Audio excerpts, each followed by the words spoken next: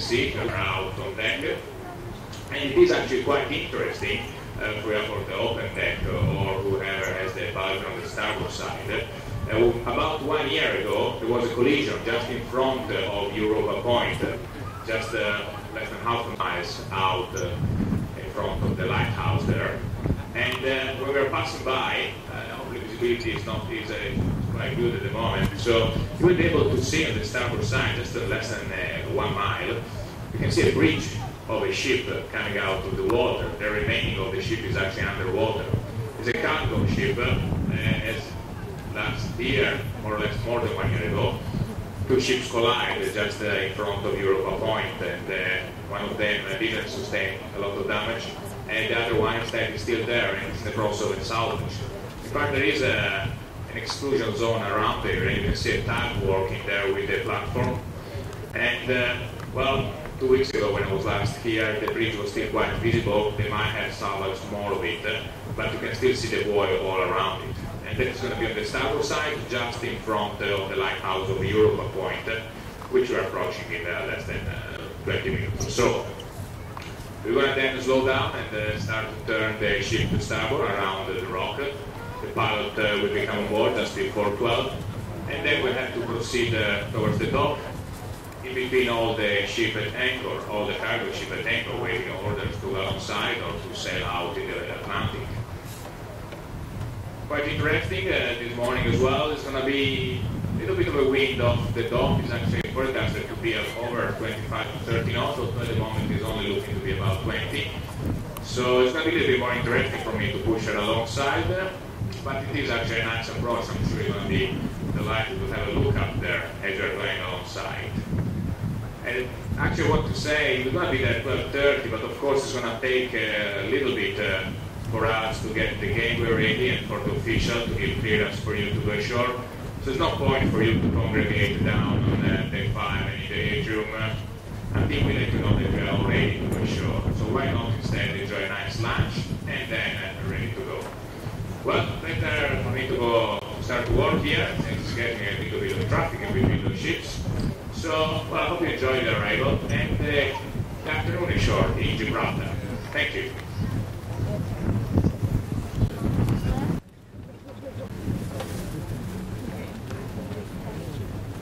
Good old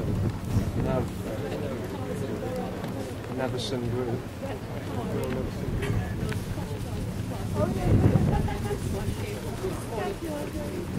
That's what I've seen on what they call it. Big cars and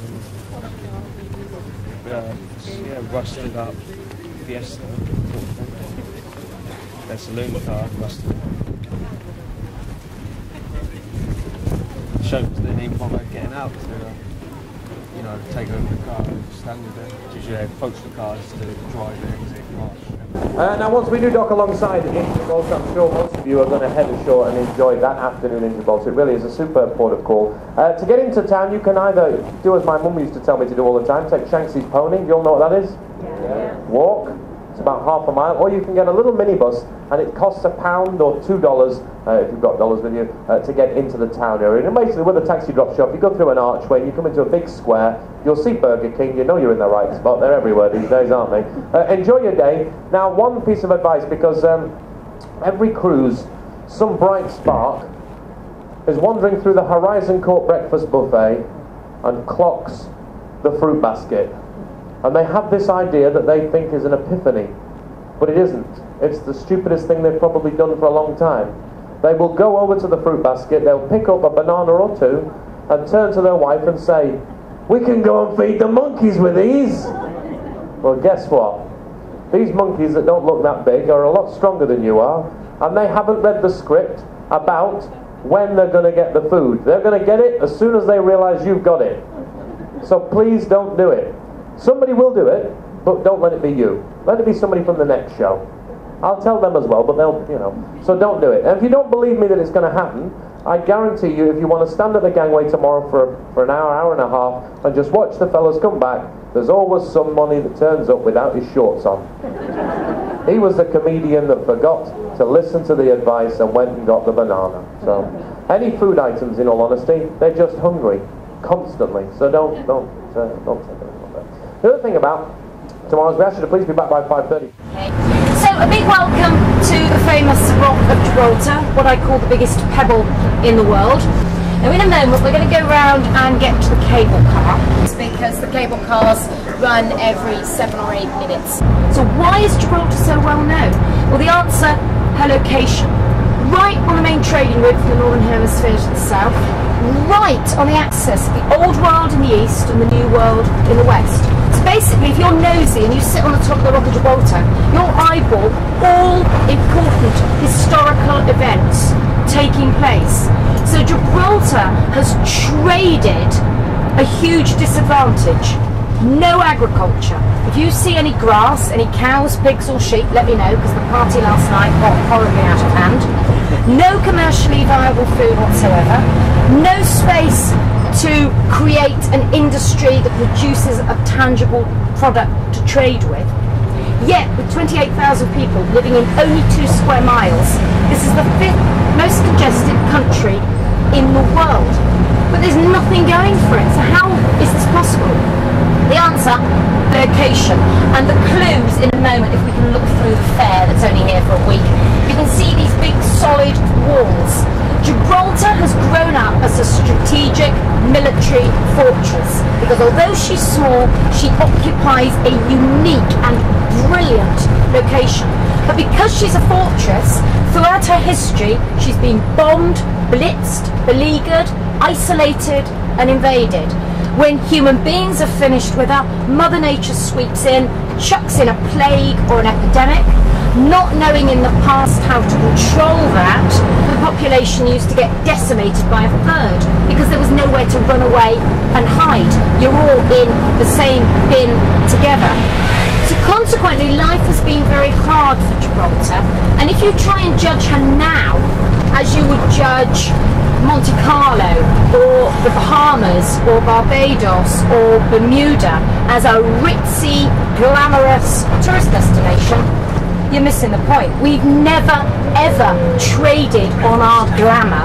We have traded the fact that we are one of the most amazing survival stories in the world. Everything goes against a community being able to live here at all, let alone live here and command such a respect for her size that the whole world knows who she is. And the famous tagline, solid as the Rock of Gibraltar, or the impregnable fortress, is one that is always associated with Gibraltar in speak, in phrases that you hear, in song.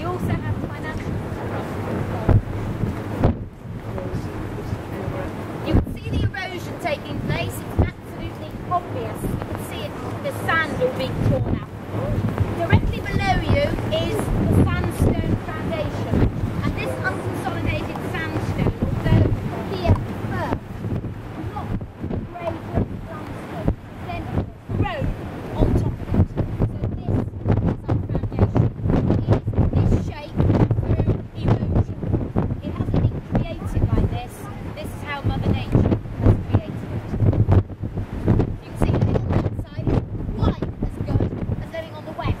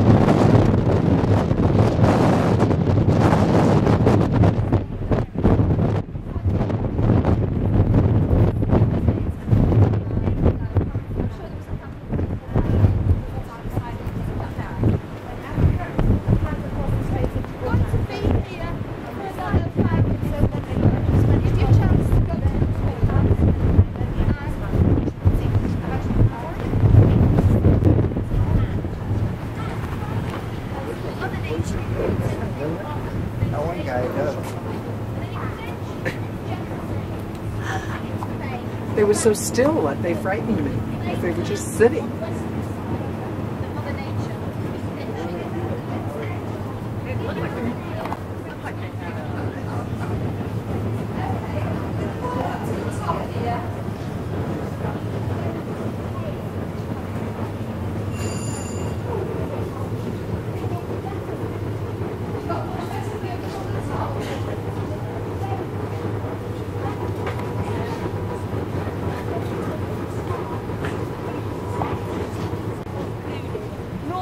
You can see 2 continents and 3 countries. Obviously you've got Gibraltar and Spain, and you should have Morocco. Maybe towards the end of the visit it'll burn off, but usually you can see it as clear as I can see Spain over there. Just a little bit. Yes. They are delivered to 6 different areas because the monkeys have divided themselves off into 6 different groups. And he basically says it's not what the monkeys need. If we went away tomorrow, the monkeys can cope without. But it's a vitamin shot. It basically just enhances their health so that in the peak of health, the vet doesn't have to involve himself in the day-to-day worries of what is meant to be a wild animal. Obviously they're wild. Tourists don't want to see them hungry, they don't want to see them fighting over Barbary Macaques. Then as they get older, they lighten up, and after about 4 or 5 months, they take on the same colouring as the parent. So that's a little baby for you. As you can see, they're all paws and feet. Yes, slightly, yes. And they're slightly uncoordinated. They take quite a few tumbles, poor little things. Crazy squeaky. It was a yours pussy. Until typically the British themselves involved. Obviously, now that is a warning. That is monkey speak. Devo fare una sola, lo trovo alla cucciara. E anche avanti, non hai visto? So you gradually learn monkey language. Everything was fine until the Second World War.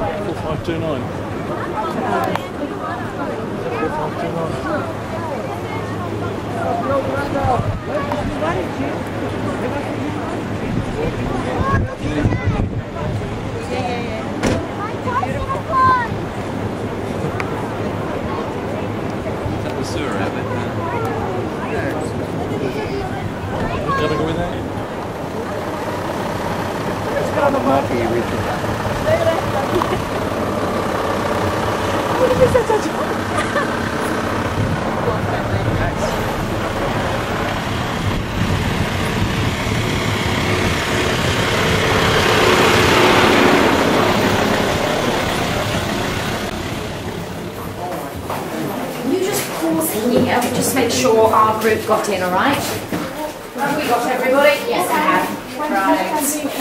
Now, there are no monkeys in here, there are no snakes, spiders, anything at all that should concern you.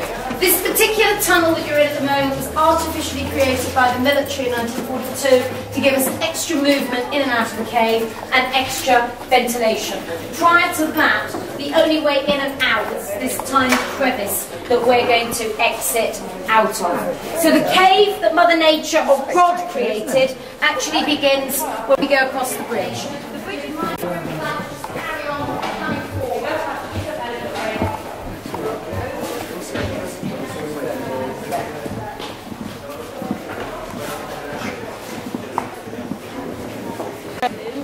Obviously, most of the treasures are above you.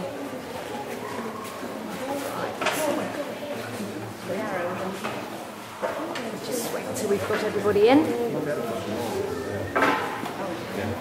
Now, without patronising you, I'm sure you can all remember that caves are created in porous stone by acidic rainwater percolating through and dissolving the trace elements inside. Stalak comes from the Greek and it means drip stone. And although everything's dry above you, if you look at the formation of the rock, it is a brilliant descriptive word, because it does look as if water is oozing and dripping down through the cave.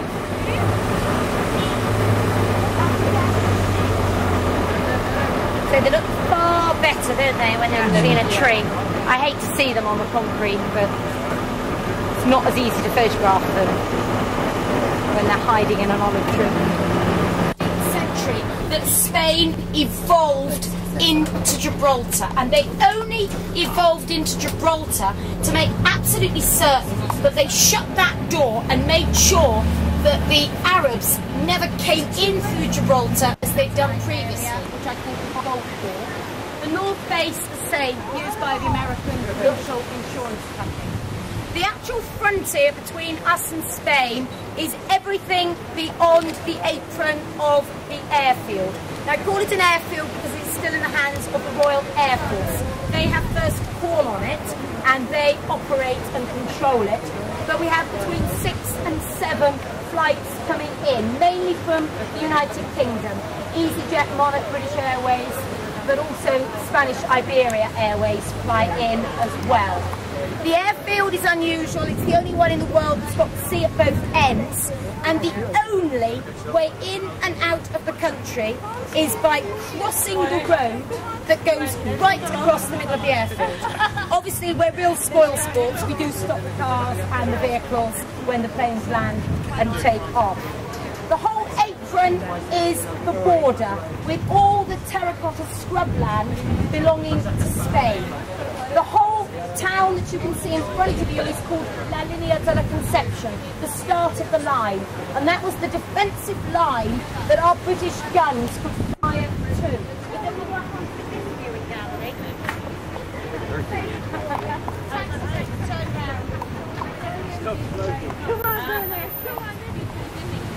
Voted democratically to remain under a British flag. Now, at the moment, the impossible to become independent, because that's what we need to do. We're limited with resources. We will show you how history develops. Now, can you get those little tickets out and show them to my colleague again, if that's all right?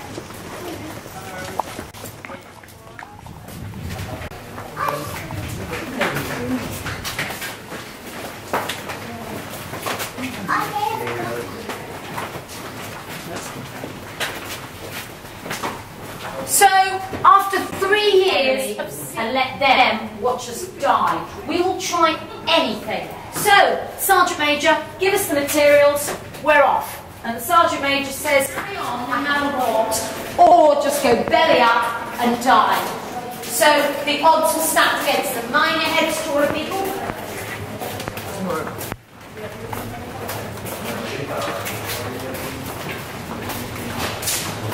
The one thing you've got in a siege is manpower. No shortage of that. So 13 men worked the rock fence. You're now fighting this tunnel with proper equipment. The siege is over, you're getting decent food, you've got decent Gibraltar flag. That was given to Gibraltar in 1501 by Isabel of Castile. That's a castle, and the little golden key hanging below it was meant to signify that Gibraltar was the key to the Spanish kingdom. Don't ask me why we still... Oh, poor flag, you've gone shy on me. Why we fly that flag in the faces of the Spanish. Sorry, politics is dreadful. It's very childish, as I said before. It must enrage them to have their greatest queen's flag flown in a territory that they now don't own. As we go down the road and turn the next corner, we'll see the medieval castle, the Moorish Tower of Homage. This is the oldest man-made building that still exists in Gibraltar.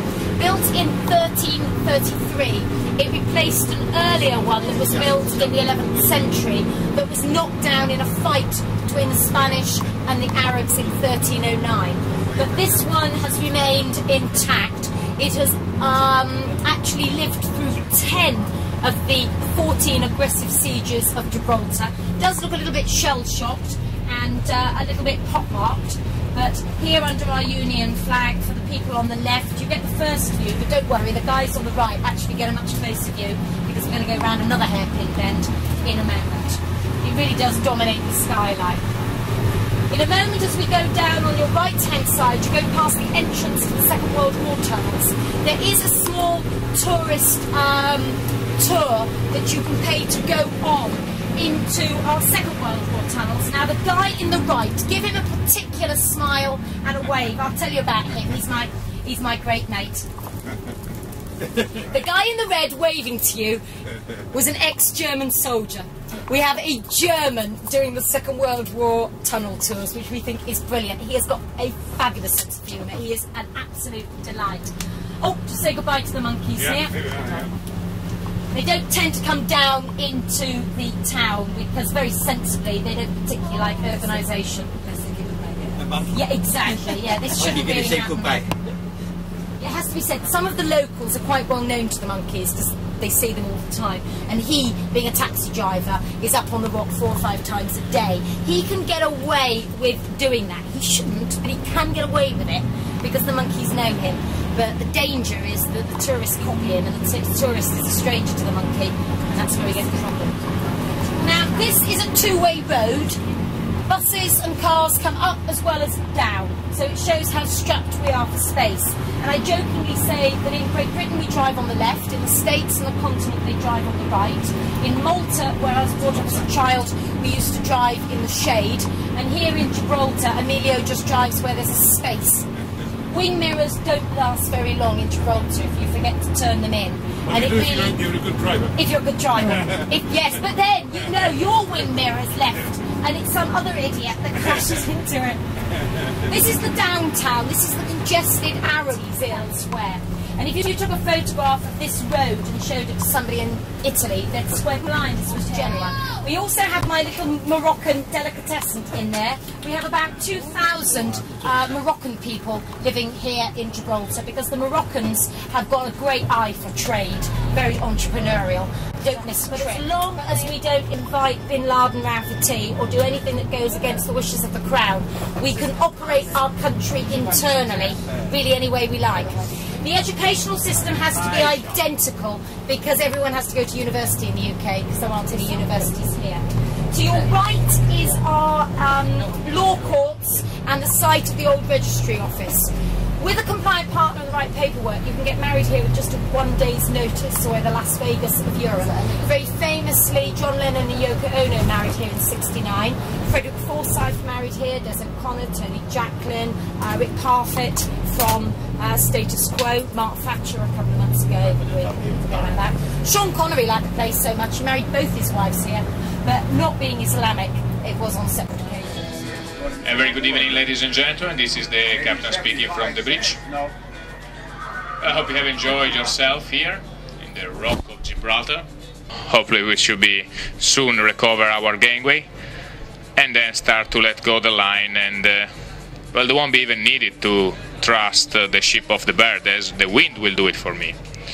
As soon as we're clear enough, then we start to swing the bow to port and then navigating between the many ships at anchor. So we will start with a southerly heading towards the strait, and then as we approach the traffic lane down in the Strait of Gibraltar, well, then I have the option, either take the east one and we start it all over again, or we take the west one and we go up to Southampton. Well, somebody has asked me before, actually out on deck, can we do that? Can we go back in the Med? Well, I really would love to, because well, going back towards this sunny weather is would be nice for me too. But unfortunately, I promise you, I'm gonna take you to each one of the port of call, and unfortunately, the last one is home, Southampton. Well, so yes, we will have to turn the west and heading out towards the Atlantic. As then we will be turning outside, we'll be rounding Portugal over the day of tomorrow, steering north, and then we're gonna approach the entry in the Bay of Biscay tomorrow night just after 10 o'clock or so. Well, I'm sure you have experienced this morning a little bit of rolling as we're coming in, as there is a bit of a swell out to the strait, and of course as we are going out in the open sea, there still might be a little bit of a moderate sea, although at the moment it doesn't look too bad for tomorrow night. But we are going to be again out in the open ocean.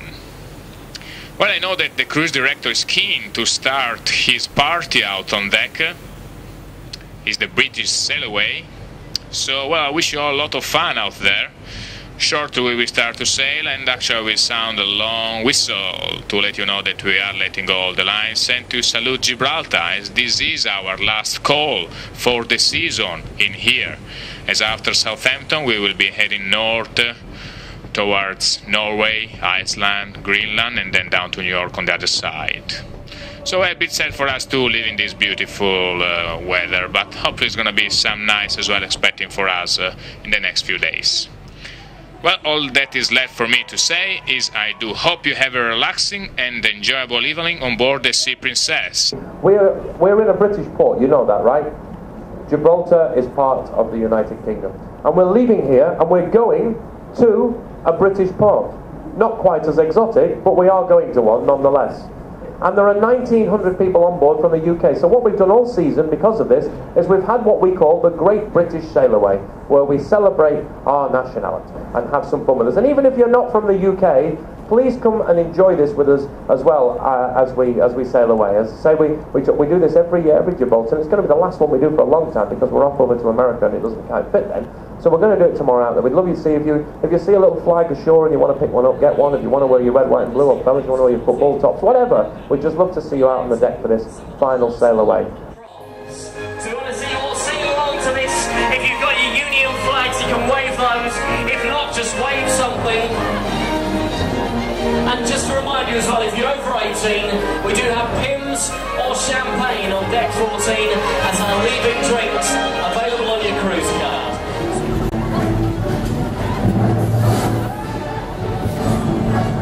It's our great British sailaway for the very last time here on the Sea Princess, heading to Southampton.